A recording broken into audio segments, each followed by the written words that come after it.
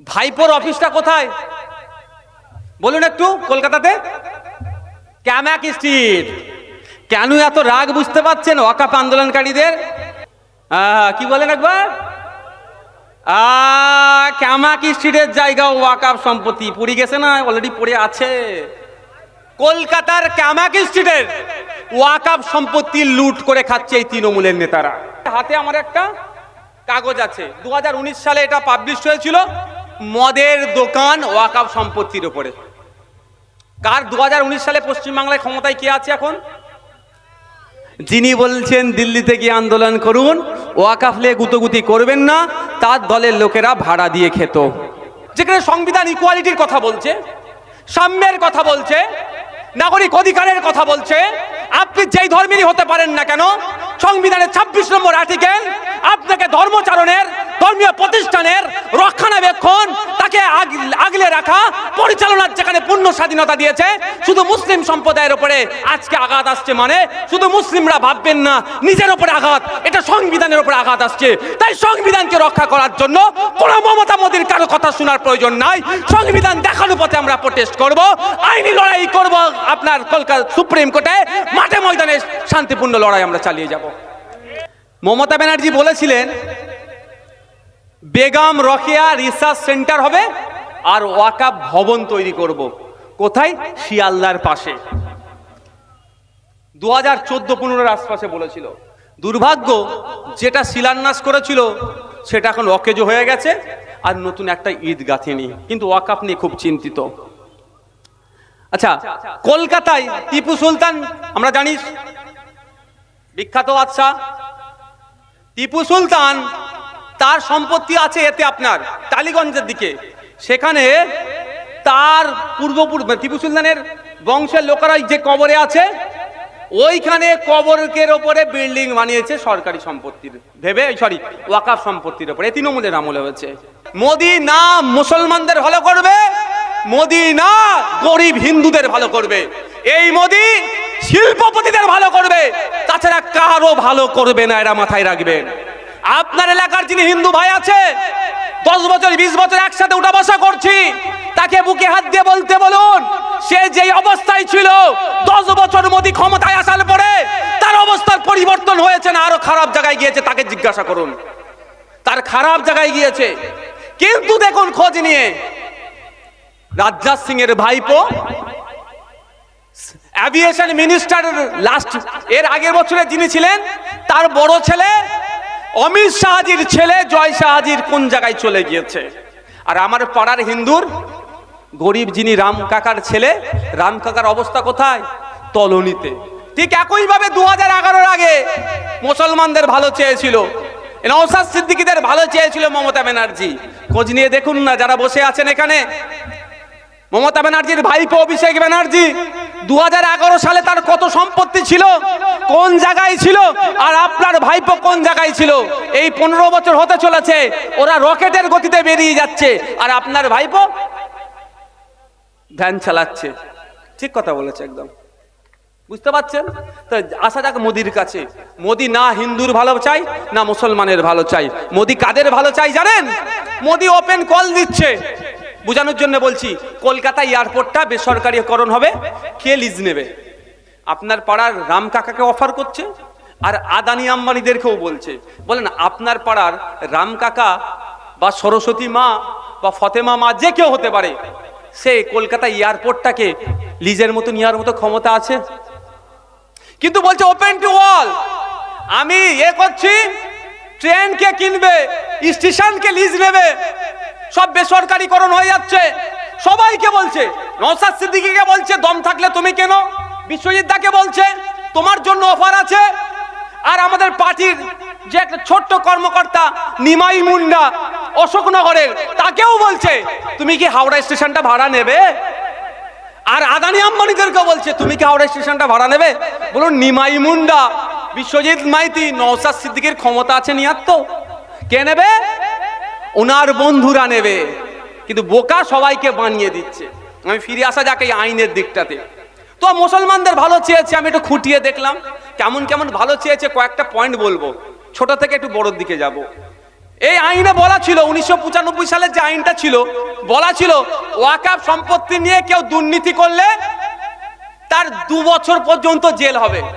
আর মোদি মুসলমানদের ভালো চেয়ে সেই জেলেটা 12 বছর করা দরকার ছিল, ও কমিয়ে মাত্র 6 মাস করলো। মানে ওয়াকফ দুর্নীতি কর, 6 মাস জেল কাটার পরে তুই ছাড় পেয়ে যাবি। মোদি যদি মুসলমানদের ভালো চাইতো, মোদিজি মুসলমান মায়েদের যদি ভালো চাইতো, মুসলমান বিধবা বোনেদের যদি ভালো চাইতো, তাহলে তো ওই 2 বছরের শাস্তিটা তো 12 বছর করে দিতে পারতো ভাই। যে ওয়াকফ সম্পত্তি নিয়ে কেউ দুর্নীতি করলে সেটা কোনো হাকিম হতে পারে। কদিন আগে হাকিমের একটা নাম দেখছিলেন না পেপারে, সম্পত্তি চুরি করেছে। হ্যাঁ, সে হাকিম হতে পারে, আর ডক্টর হতে পারে, কোয়াক ডাক্তার হতে পারে, ছুতুড়ে মিস্ত্রি হতে পারে।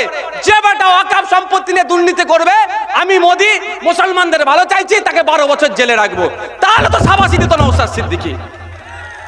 তার পরিবর্তে আপনি কি করলেন? 2 বছরটা কমিয়ে 6 মাসে এনে দিলেন। এই ভালো আপনার করেছে। আপনি মাথায় রাখুন, যারা মুসলমান আছেন এখানে, তাদের এত ভালো করেছে, মানে শাস্তিটা কমিয়ে দিল। আর কি, ওয়াকফ সম্পত্তি থেকে যে রেভিনিউ হয় সবটা ডাইরেক্ট ওয়াকফ বোর্ড পরিচালনা করতে পারে না। কিছু আছে কি মোতওয়াল্লিতে পরিচালিত হয়। সেই মোতওয়াল্লি দ্বারা পরিচালিত সম্পত্তির বছরের শেষে যে ইনকাম হয়, রেভিনিউ আসে, তার 7% ওয়াকফ বোর্ডকে দিতে হয়। ঠিক আছে, ওই 7%টা মোদিজি কমিয়ে 5% এনে দিল।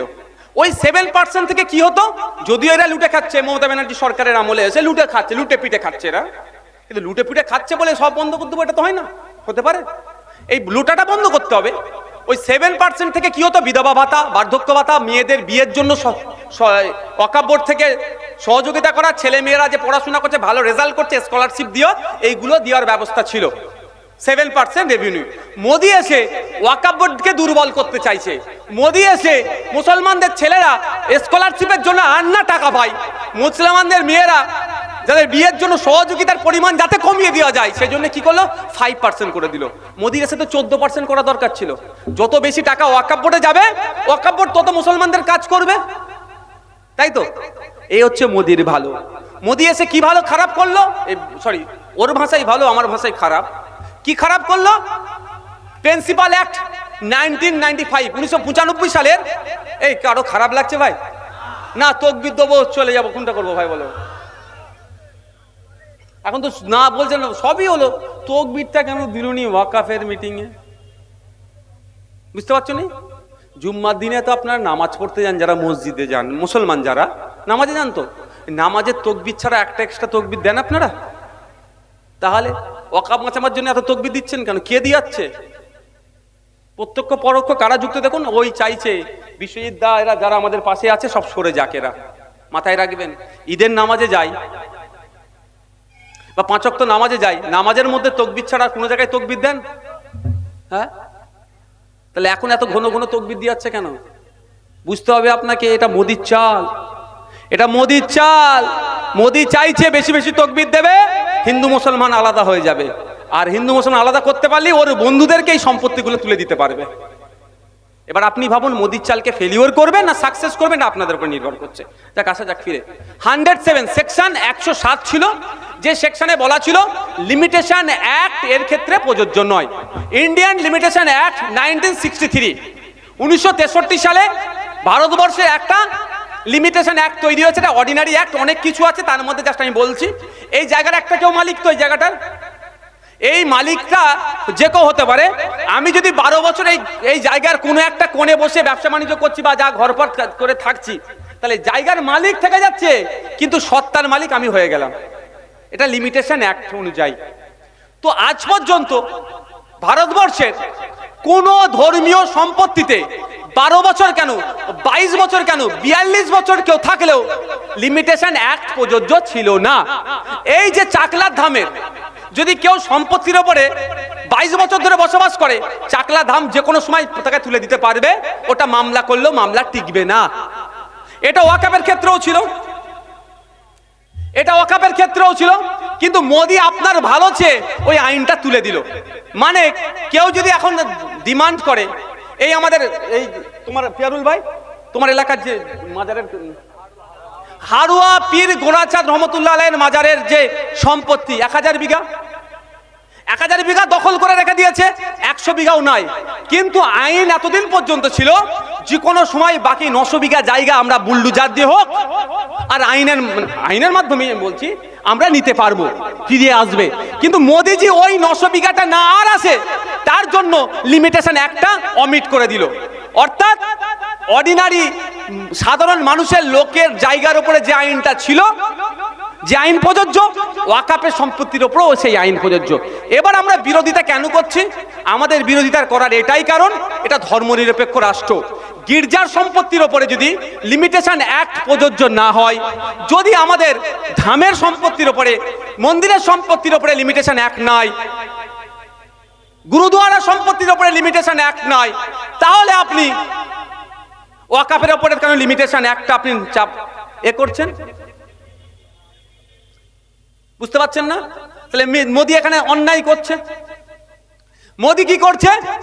ভবিষ্যতে আপনি ওয়াকাফ না করতে পারেন তার রাস্তা চিরতরের জন্য বন্ধ করে দিয়েছে এই আইনে। এই ওয়াকাফ করার জন্য কে দেখতো না?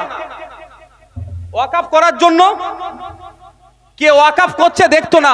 মোদি এসে কি করেছে জানেন? ভয়ঙ্কর করেছে একটা। ইসলামের মধ্যে যেটা নাই সেটাও মোদি করে দিয়েছে। প্র্যাকটিসিং ইসলাম। শেষ লাস্ট 5 বছর ধরে আপনাকে প্র্যাকটিসিং ইসলামের মধ্যে থাকতে হবে। যদি আপনি 5 বছর ধরে প্র্যাকটিসিং ইসলামের মধ্যে থাকেন তাহলে আপনি ওয়াকফ করতে পারবেন, নালে পারবেন না। ওয়াকফ দুভাবে হয়। অনেকে বলে আল্লাহর রাস্তায় জমি দিয়েছি, আমি কেন লড়াই করব? ঠিক কথা, কিন্তু আল্লাহর রাস্তায় জমি দেওয়া হয়, বংশ পরম্পরাতেও জমি দেওয়া হয়। ওয়াকফে আওলাদ, ওয়াকফে লিল্লাহ, কোনোটাই আর রাখছে না। কি করছে? 5 বছর আপনাকে ইসলামিক প্র্যাকটিসিং ইসলামের মধ্যে থাকতে হবে। কেমন প্র্যাকটিসিং ইসলাম? এবারে রোজা কটায় গিয়েছে? 1 মাস রোজা রেখেছেন তো 1 মাস রোজা রেখেছেন। ধরেন 14টা রোজার পরে যদি ফটাং করে আপনাকে কেউ জিজ্ঞাসা করে কটা রোজা হয়েছে, আমি বলতে পারতাম না। বিশ্বাস করুন, আমি কেন গুনি নি, কারণ 29 হোক আর 30 হোক, চাঁদ উঠবে ঈদ করবো। 29টা রোজা হয়েছে তো। আপনি এখন ওয়াকফ করতে যাবেন, অফিসারকে গিয়ে বললেন স্যার আমার ওই 2 বিঘা কি 1 বিঘা সম্পত্তিটা আছে, আমি ওয়াকফে আওলাদও করতে পারি, ওয়াকফে লিল্লাহও করতে পারি, আমি ওয়াকফ করব, কাগজপত্র রেডি করুন। তখন অফিসার আপনার মুখের দিকে চেয়ে বললো, বাপ 70 বছর বয়স হলো এখনো মুসলমান হতে পারলে না? আপনি কি উত্তর দেবেন? না। কেন? তুমি 5 ওয়াক্ত নামাজ পড়লে না। কেন? আমি তো পড়ি 5 ওয়াক্ত নামাজ, শীতকালেও ছাড়ি না, ভোরবেলা ফজরে উঠি। তোমার কপালে দাগ নাই কেন? তুমি যাও, তোমার কপালে দাগ হলে তার মানে তুমি আসল মুসলমান। বেচারি ঘরে গিয়ে ছিঁড়ে ছাড়ে কপাল কি করলেন? ওয়াকফ করতে হবে। কপালে দাগ না হলে মুসলমান হতে পারবো না, আসল মুসলমান হতে পারবো না। ছিঁড়ে ছাড়ে নিয়ে গেলেন অফিসারকে। দেখুন স্যার, আমি নামাজ পড়ে পড়ে কপালে দাগ হয়ে গেছে, আমি 5 বছর ধরে 1 ওয়াক্ত নামাজ কাজা করিনি। তখন বলবে ঠিক আছে, তোমার কপালে দাগ ঠিক আছে, কিন্তু তুমি এইবারে 29টা রোজা হলো 1 মাস, তারপরে ঈদ হলো, তুমি তো 27টা রোজা রেখেছিলে, 2টো ছেড়ে দিয়েছিলে। তুমি যাও, 5 বছর পরে আবার ঘুরে আসবে। বুঝতে পারছেন? মানে ইসলামিক আইন কানুন আপনাকে পুঙ্খানুপুঙ্খ মেনে চলতে হবে 5 বছর ধরে, তাহলে আপনি ওয়াকফ করতে পারেন। তবে মোদিকে ধন্যবাদ দিতে হবে। আপনাকে কমপ্লিট ইসলামের মধ্যে থাকার জন্য মোদি কিন্তু আপনাকে তাগিদ দিচ্ছে। বুঝতে পেরেছেন? বুঝতে পারছেন না কি বলছি? ভাবুন, নতুন করে ওয়াকফ করার কোনো জায়গা আর রাখলো না। এবার বলুন, একটা করে অফিসার কি আপনার পেছনে সাথে দিয়ে রাখবে? আমি আমার কথা বলি, তাহলে আমি আমার বেডরুমে গিয়ে ঘুমাচ্ছি, আজকে ফজরের নামাজ পড়বো কি পড়বো না, তাহলে আমাকে একটা বেডরুমে অফিসারকে ঘুমিয়ে রাখতে হবে, নাহলে আমার গেটের বাইরে একটা অফিসারকে রাখতে হবে। এই ফজরে ভাইজান উঠে নামাজ পড়তে গেল কি গেল না, সবার সাথে তাহলে একটা করে অফিসার দিতে হবে। একবারের জন্য বলেনি প্র্যাকটিসিং ইসলামের সংজ্ঞা কি হতে পারে। এবার ধরুন আপনি সব ক্রাইটেরিয়া হয়ে গেছে, আমি গিয়ে অফিসারকে বলুন না ও প্র্যাকটিসিং ইসলামের মধ্যে নাই, কারণ ও প্রতিবেশীর হক মিটাইনি। কি হবে তখন? খারাপ লাগছে নাকি শুনতে? শুনতে খারাপ লাগলে বলে দেন ভাই। তাহলে কি হবে? বলবে না বাবু, তুমি প্রতিবেশীর হকটা মিটিয়ে আসো, তারপরে তোমার আমি সম্পত্তি হবে। মানে এই ধরনের অবান্তর সংশোধনী নিয়ে এসে মুসলমানদেরকে সমস্যায় ফেলার চেষ্টা করছে। মুসলমানদেরকে সমস্যায় ফেলিয়ে দেখিয়ে হিন্দু ভাইদের মন পেয়ে ওই সম্পত্তিগুলোকে নিয়ে আদানি আম্বানি শিল্পপতিদের হাতে তুলে দিবার চেষ্টা হচ্ছে। আজকে মুসলমানদের সম্পত্তি পছন্দ হয়েছে, তাই মুসলমানদেরকে সমস্যায় ফেলছে। কালকে দেবত্ব সম্পত্তি পছন্দ হবে, দেবত্ব সম্পত্তিতে নেবে। তারপর দিন গুরুদুয়ারা, তারপর দিন শিখেদের, তারপর দিন খ্রিস্টানদের সম্পত্তি যদি পছন্দ হয় সেগুলো নেবে। এর বিরুদ্ধে আমাদের লড়াই। আমরা কেন বিরোধিতা করছি? এখানে বলা আছে আপনার যে আপনার ওয়াক বাই ইউজার যেটা ছিল সেটাকে এরা আর অমিট করে দিচ্ছে, তুলে দিচ্ছে। ওয়াক বাই ইউজারটা কি ধরনের আমি একটু আপনাকে যদি বলি আরো সুবিধা হবে। মৌখিক দান। আপনার এলাকার যে বিখ্যাত ওই কত গম্বুজ মসজিদ আছে বলো না, 7 গম্বুজ মসজিদটা কত দিনের? হ্যাঁ, এইখানে এই বাপ দাদার আমল থেকে হয়ে আসছে। বাস্তব তো কম করে 300 বছর, আমি 2 থেকে 300 বছর। কিন্তু আমি দায়িত্ব নিয়ে বলছি 7 গম্বুজ মসজিদের আপনি কাগজ বার করতে পারবেন না ওয়াকাফের। কেন বলুন? 7 গম্বুজ মসজিদটা যে তৈরি করেছে সেই তৈরি করে গ্রামের মানুষকে বলেছে তোরা দিয়ে দিলাম, অফ করে দিলাম, তোরা নামাজ পড়বি। কেউ আটকায়? আপনার দাদু তার দাদু নামাজ পড়ে আসছে। মোদিজির এখন পছন্দ হয়েছে এই 7 গম্বুজ মসজিদটা যেখানে আছে ওই জায়গাটা। কিভাবে নেবে? মোদিজি বলছে ওয়াক বাই ইউজারটা আর চলবে না। কিন্তু ওয়াক বাই ইউজার যে 7 গম্বুজ মসজিদটা মৌখিক যিনি দান করে গিয়েছেন, তিনি সংবিধানের মধ্যে থেকে দান করেছে না সংবিধানের বাইরে থেকে দান করেছে? বলুন আপনারা, বলুন। সংবিধানের মধ্যে থেকে দান করেছে, কারণ যে আইনের মধ্যে থেকে করেছে। Walk by user Indian evidence act 1872 সালের যে আইনটা তৈরি হয়েছে সেখানে বলা আছে মৌখিক দান বৈধ। ইন্ডিয়ান কন্ট্রাক্ট অ্যাক্ট 1872 সালে তৈরি হয়েছে, সেখানেও ওয়াক বাই ইউজার বৈধ। Indian transfer of property act 1882 সালে তৈরি, সেখানেও বলা আছে মৌখিক দানটা হেবাটা বৈধ। এছাড়াও সুপ্রিম কোর্টে অনেক জাজমেন্ট আছে মৌখিক দানের উপরে। আমি একটা জাস্ট বলেছি, মোহাম্মদ হেসাবউদ্দিন বনাম মোহাম্মদ হেসারউদ্দিন মামলা 1884 সালের, সেখানেও জাজমেন্ট এসেছে। লেটেস্ট 2000 সালের একটা মামলা রায় এসেছে, লিয়াকত আলী বনাম মোহাম্মদ জামিল মামলা। এই মামলায় সুপ্রিম কোর্ট রায় দিয়েছে ওয়াক বাই ইউজার বৈধ। আর মোদিজি কি বলছে? ওয়াক বাই ইউজার অবৈধ। এবার কবে থেকে অবৈধ? এই 300 বছর আগে যেটা দিয়েছে সেই দিন থেকে অবৈধ। যদি মোদিজি বলতো, আইন যদি বলতো যে আইন পাস হচ্ছে এরপর থেকে মৌখিক দান একটাও নেওয়া যাবে না, তাহলে ভাই আমরা মৌখিক করতাম না। আমার বাপ দাদু মৌখিক কেন করেছে? আইন ছিল বলে মৌখিক করেছে। এখন আপনি আইন বন্ধ করে দেবেন, মৌখিক করব না। কিন্তু এটার কারণ কি? ভারতবর্ষের যা ওয়াকাফ প্রপার্টি আছে তার 50% কি জানেন? মৌখিক। এই কবরস্থান, ঈদগাহ, মাদ্রাসা, মসজিদ সব পূর্বপুরুষরা বলেছে যা এটা আমার জায়গা, তুই এ কর। আমি দান করে দিলাম, ওয়াকাফ করে দিলাম, তোরা ওইটা ব্যবহার কর। ওখানে কবর দিবি, ওখানে নামাজ পড়বি, ওখানে ঈদগাতে যাবি, সেইভাবে হয়ে আসছে। এইটাই এখন নজরে পড়েছে। ভারতবর্ষের যে 8 লক্ষ একর মতো সম্পত্তি আছে না, ওই সম্পত্তির মধ্যে 4 লক্ষ একর সম্পত্তি হচ্ছে মৌখিক। মোদিজিদের ওখানে নজর পড়েছে, তাহলে 4 লক্ষ একর সম্পত্তির কাগজ দেখাতে পারবে না, এরা নিয়ে নেবে। এর বিরুদ্ধে আমরা। এবার আসা যাক, শুধু কি মুসলিমরা ওয়াক বাই ইউজার করেছে? হিন্দু সমাজ, খ্রিস্টান, দলিত, আদিবাসীদের ক্ষেত্রে কি আছে, বা অন্যান্য ধর্মের ক্ষেত্রে? সবার ক্ষেত্রে ওয়াক বাই ইউজার বৈধ, আর ওয়াকাফের ক্ষেত্রে ওয়াক বাই ইউজার অবৈধ। এই জন্য তো লড়াই।